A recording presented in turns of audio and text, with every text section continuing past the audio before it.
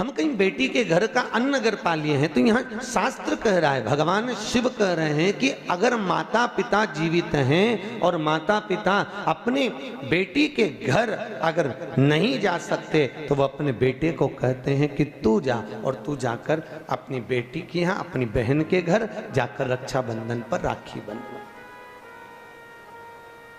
जाओ, तुम जाओ। और भगवान गणेश जी महाराज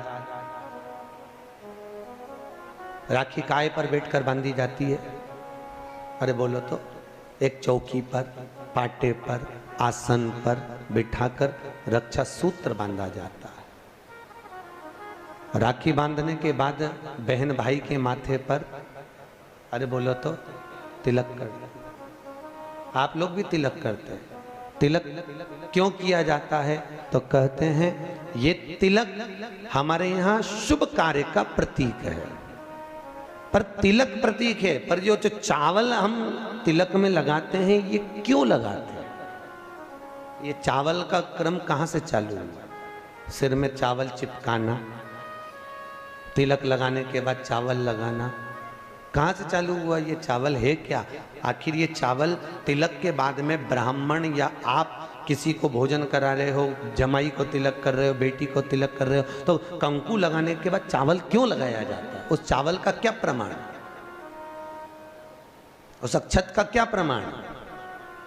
क्यों लगाते हैं उसको? लगाते लगाते पूरी जिंदगी हो गई। अरे तो बता दो क्यों लगाते हैं?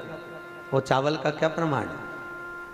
कि कंकु का तिलक तो लगाया, वो हमारे यहाँ शुभ कार्य का प्रतीक है, समृद्धि का प्रतीक है। पर जो अक्षत हम माथे पर किसी के लगाते हैं, कंकु लगाने के बाद में, चंदन लगाने के बाद में जो चावल लगाया जाता है, वो चावल का क्रम क्या है? तो शास्त्र कहता है, सुंदर विष्णु पुराण में भगवान वेदव्यास जी ने वर्णन करा, जिसके मस्तक पर तिलक लगाया जाता है वो शुभ कार्य का प्रतीक होता है। और अक्षत इसलिए लगाया जाता है कि इस अक्षत के माध्यम से आपकी जिंदगी में ये शुभ कार्य निरंतर चलता रहे, इसलिए अक्षत उसके माथे पर लगाया जाता है। शुभ कार्य के लिए, निरंतर चलने के लिए, इसको कहते हैं अक्षता। अक्षता का मतलब क्या है? निरंतर चलता रहे, निरंतर बढ़ते रहो।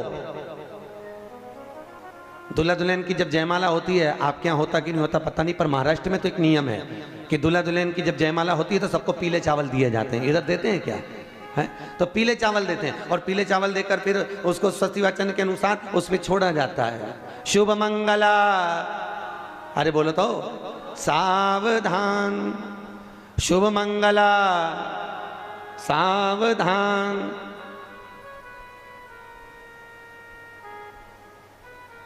उसके ऊपर छोड़ते हैं कि सावधान। और ये चावल तुम्हारे मस्तक पर जो पड़ा हुआ है, तुम्हारे मस्तक पर जो डाला जा रहा है, तुम्हारी जिंदगी इसी प्रसन्नता में निरंतर बढ़ती चली जाए। वो अक्षता का मतलब है। केवल एक देव है महादेव, जिनको खंडित चावल कभी नहीं चढ़ता। शिव जी को आप बहुत सारा चावल नहीं चढ़ा सकते, एक दाना चढ़ाओ, पर खंडित मत चढ़ाओ। अक्षत, शंकर को कोई चीज खंडित नहीं चढ़ती। बेलपत्र भी चढ़ाओ, भले एक चढ़ाओ, पर पूर्ण चढ़ाइए। भगवान भोलेनाथ को पुष्प चढ़ाइए, पूर्णता में चढ़ाइए। हम कई जगह मंदिरों में जाते हैं तो भगवान के ऊपर फूल देखते हैं, तो फूल कई बार शिव जी के ऊपर, कई बार शिव जी के ऊपर, भगवान के ऊपर, आपके घर के मंदिर में कई बार कई लोग जो पुष्प चढ़ाते हैं, वो पुष्प चढ़ाने का तरीका भी लोगों को नहीं मालूम। जो फूल चढ़ाते हैं वो कई बार देवता के ऊपर रख देते हैं, इस तरह से। भैया शास्त्र कहता है, जिसके ठाकुर जी पर, जिसके मंदिर में, जिसके देवी देवता पर अगर पुष्प को उल्टा रख दिया जाए तो जितने शुभ कार्य हमारे घर में होने वाले रहते हैं वो सारे टलते चले जाते हैं। आज की जगह कल, कल की जगह परसों, परसों की जगह नरसों, नरसों की जगह खरसों। तुम करके देखना, अपने आप शुभ कार्य टलेंगे। इसलिए भगवान के सम्मुख में जो पुष्प चढ़ाया जाता है वो सीधा चढ़ाया जाता है। यहां तक शास्त्र कहता है, अगर भगवान को पुष्प चढ़ा रहे हो तो अगर सीधा और उल्टा नहीं मालूम तो नीचे की जो डांट है उसको तोड़ दीजिए, और पत्ती की पत्ती, पंखड़ी की पंखड़ी भगवान को समर्पित कर दीजिए। वो शिव जी को स्वीकार होगा, वो भगवान को स्वीकार होगा। ये उसी में का हाल, उसी में का सुख है। जैसे पानी में पड़ा हुआ पुष्प, काय में पड़ा हुआ, अरे बोलो जम के, पानी में। कई माताओं की आदत रहती है, हमने कई कई ब्राह्मणों को भी देखा, कई कई लोगों को देखा, क्या करते हैं, कमंडल ले जाते हैं, कमंडल डोलची, कमंडल में पानी रहता है, एक बाल्टी में पानी रहता है, और पेड़ पे से तोड़ तोड़ के उसमें डालते रहते हैं। फूल को तोड़ा, उस बाल्टी में डाल लिया, बाल्टी में पानी है, उस पानी में फूल डल गया, और अगर पानी में फूल डल गया और उस फूल को निकाल कर आपने महादेव को समर्पित करा, देवी देवता को समर्पित करा, ठाकुर जी को समर्पित करा, कृष्ण राम नारायण लक्ष्मी को समर्पित करा, तो जो पानी में पड़ा हुआ फूल निकाल कर अगर हमने देवता को चढ़ाया तो वो निर्माल्य के तुल्य हो गया। काय के तुल्य है? निर्माल। निर्माल जानते हो, भगवान पे चढ़ा हुआ फूल, मतलब उसका कोई परिभाषा नहीं है, तुम कितने ही चढ़ा लो, वो निर्माल्य के तुल्य। अगर पानी में पड़ा हुआ पुष्प निकाल कर पानी के लोटे में से, पानी के कलश में से, पानी की बाल्टी में से उठाकर चढ़ाया है तो वो निर्माल्य हो गया, मतलब चढ़ाया फूल हो गया, उसको भगवान स्वीकार नहीं करते, याद रखिए। उसी तरह जैसे तांबे की प्लेट में रखा हुआ चंदन, तांबे की प्लेट में अगर चंदन रखा है और वो अपन ने लगा दिया तो वो चमड़े के बराबर हो जाता है। इसलिए तांबे की प्लेट का चंदन किसी को नहीं चढ़ाया जाता, किसी देवता को नहीं लगाया जाता, किसी देवता, निर्माल्य।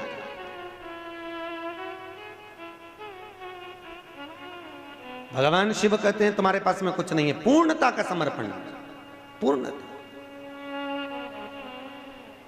पर आज के जमाने में लोग पूर्णता देते कहां हैं?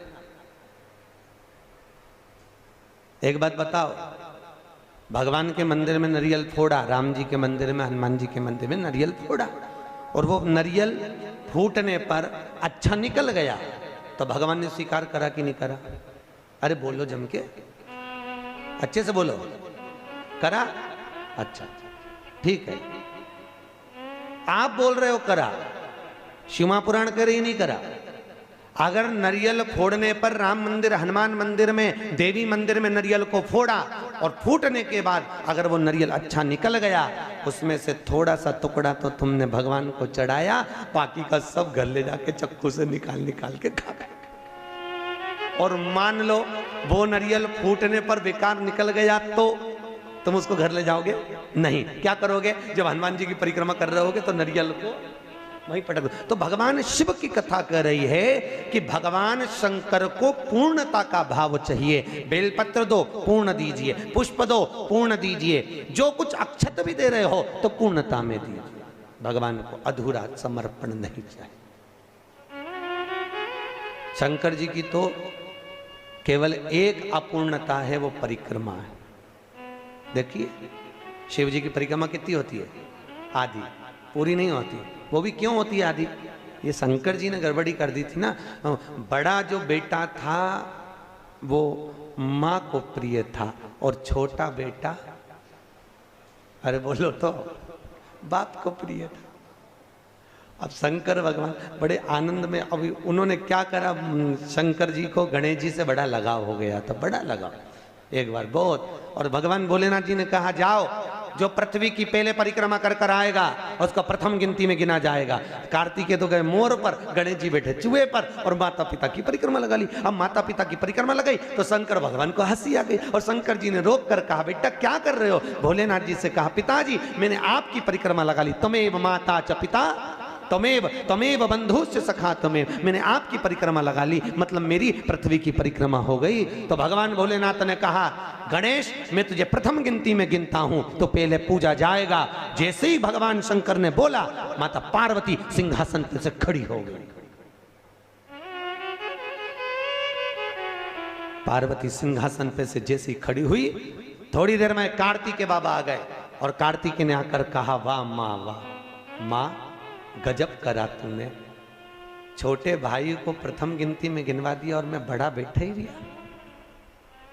मैं तो परिक्रमा करने गया था माँ, परिक्रमा गणेश ने करी वो तुम्हारी करी, पर पिता के वचन को अगर निभाया तो मैंने निभाया है कि जो पृथ्वी की पहले परिक्रमा कर कर आएगा वो प्रथम गिनती में गिना जाएगा। मैंने पृथ्वी की परिक्रमा करी है, माना आप माता हो, माना आप पिता हो, पर गिनती तो वही कराई जाए। माँ आज मेरा अपमान हुआ है। कार्तिकेय जी ने कहा जगदम्बा खड़ी होकर बोली, भोलेनाथ मैं आपसे वचन लेती हूं, आप भोले हो, आप दयालु हो, आप करुणा सागर हो, जो आपकी परिक्रमा लगाएगा आप उसको हर कुछ दे दोगे। इसलिए आज आपसे वचन लेती हूं कि आपकी परिक्रमा जिंदगी में कभी पूरी ना लगे, जो लगाए उसे हत्या का दोष लग जाए। शिव जी ने कहा तथास्तु, तथास्तु। उस दिन का नियम है, शिव जी की परिक्रमा आधी चालू होकर आधी में पूर्ण हो जाती है, पर बाबा भोलेनाथ जी की परिक्रमा पूर्ण नहीं होती, क्योंकि बहुत सरल देव है साहब बाबा भोलेनाथ, बहुत सरल, बहुत सरल।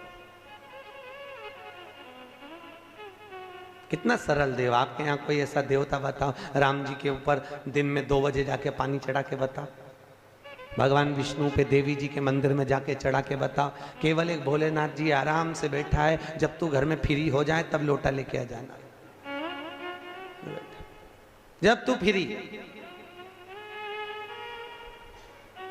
और सावन महीने में तो कभी आप काशी, महाकाल, उज्जैनी आदि आधिक, ओमकारेश्वर, मल्लिकार्जुन आदि आदि जगह जाके देखो तो इतनी भीड़ रहे, लोग कांवड़ जानते हो ना, कांवड़ लेकर जाते हैं, और कांवड़ लेके जाके पानी की पानी, और कोई तो वहीं पे कांवड़ का लोटा तक भगवान पे फेंक दे। पार्वती जी बोलती हैं, भोलेनाथ क्या दशा हो रही तुम्हारी? भगवान बोले, मैं भी चुप बैठा, तू भी चुप बैठी रहे, आपने कहीं नहीं बोलना, बस चुपचाप बैठे रहो आंख बंद करके।